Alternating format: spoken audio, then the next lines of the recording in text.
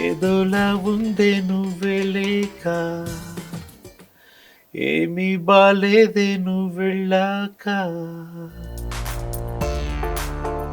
నాకు తెలిసింది సింగింగ్ ఒకటి అన్నారండి, నేర్చుకున్నారా? నీ స్కేల్ అంతా అన్నాడు. స్కేల్ అంటే ఎంత అండి అన్న, పొగరు బాగా బల్బు అన్నాడు. మరి ఏ ధైర్యంతో బస్ ఎక్కేసారు సార్ హైదరాబాద్? నూతన గాయకులు కావాలి, నూతన నటీనటులు కావాలని చెప్పి పేపర్లో యాడ్ వచ్చింది.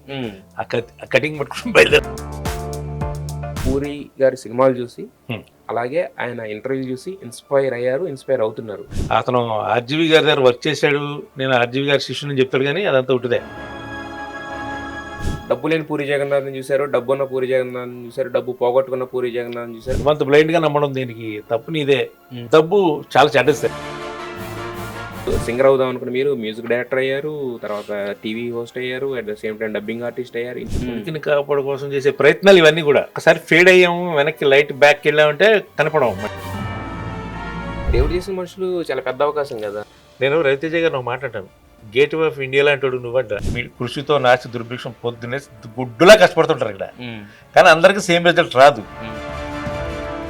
అంటే మొత్తం దుమ్ము రేపిపోయే పాటలు పడిన తర్వాత కూడా ఎందుకు రఘుగుంచే మ్యూజిక్ డైరెక్టర్ గా ఆ లెవెల్లోకి వెళ్ళలేకపోయాడు? ఆ సినిమా తర్వాత ఆ డైరెక్ట్ గా ఒక 4 సినిమాలు వచ్చాయి, ఆ హీరో కూడా 3 సినిమాలు చేశారు.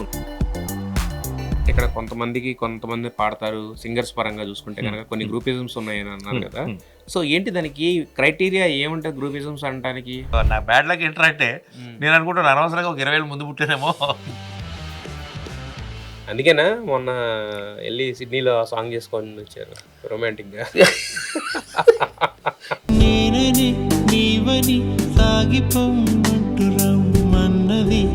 ఆ రోజుల్లో నేను చేశానురా. మీ డిఎంలోకి అలాంటి ఏమన్నా అంటే ఊహాతీతమైన మెసేజ్లు అలాంటివి ఏమైనా కనిపిస్తూ ఉంటాయి మీ దాంట్లో? ఆవిడ బేబమ్మ, బేబీ గారని అశ్రయ్య గారు, ఆయన వచ్చిందిరా వచ్చిందిరా వచ్చిందిరా వచ్చిందిరా వచ్చిందిరా వచ్చిందిరా. ఒకప్పుడు పూరి జగన్నాథ్ ఏంటంటే మీరు సింగర్ కాబట్టి మీతో పాటలు పాడించారు, తర్వాత మ్యూజిక్ డైరెక్టర్ అయ్యారు కాబట్టి మ్యూజిక్ చేయించారు. మరి ఇప్పుడు మీరు యాక్టర్ కింద చాలా చేస్తున్నారు కదా, మరి ఎప్పుడు కలవలేదు? అదే కమ్యూనికేషన్ ఏదో మిస్ప్లేస్ అవుతుంది, అది ఎందుకు అవుతుంది అనేది మీకు కొన్ని రోజుల తర్వాత మళ్ళీ తర్వాత చెప్తాను.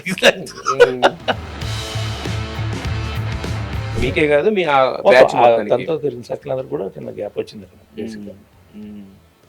అంటే తన నోటీస్కి వెళ్తే బాగానే ఉంటుంది ఈ విషయం.